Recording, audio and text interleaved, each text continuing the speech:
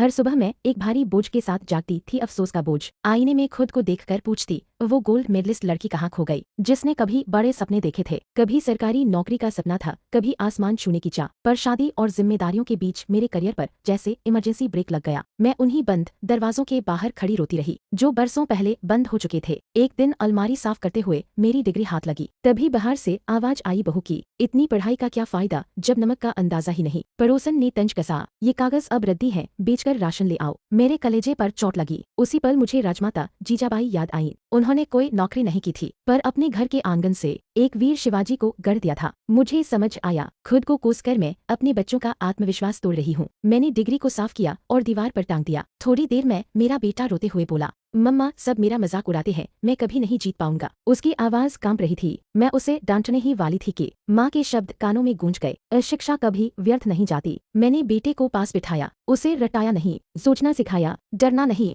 चिड़ा होना सिखाया। मेरी रसोई अब सिर्फ खाना नहीं, संस्कार भी पकाने लगी। कुछ महीनों बाद वही आंटी फिर बोली, तुम्हारे बच्चे तो बहुत तेज हो गए हैं, पर तुम्हारी पढ़ाई तो बेकार ही है ना, न नौकरी न सैलरी। मैं मुस्कुराई, धीरे से बोली, आंटी शिक्षा को सिर्फ सैलरी से जोड़ना शिक्षा का अपमान है। अगर पढ़ाई का मतलब सिर्फ नौकरी होता तो सोचने वाले बच्चे नहीं, डरने वाले कर्मचारी बनते। मैंने आगे कहा, मेरी पढ़ाई पैसे नहीं दे रही, पर मेरे बच्चों को दृष्टि दे रही है, सही गलत पहचानने की, डर के सामने खड़े होने की। मेरी उड़ान अधूरी नहीं है, बस दिशा बदली है। मेरी बहनों, आप घर में कैद नहीं है, आप भविष्य की निर्माता है। अगर आप भी अतीत के बोझ से मुक्त होना चाहती है तो कमेंट में लिखिए, फॉरगिव माई सेल्फ, क्योंकि असली शुरुआत यहीं से होती है।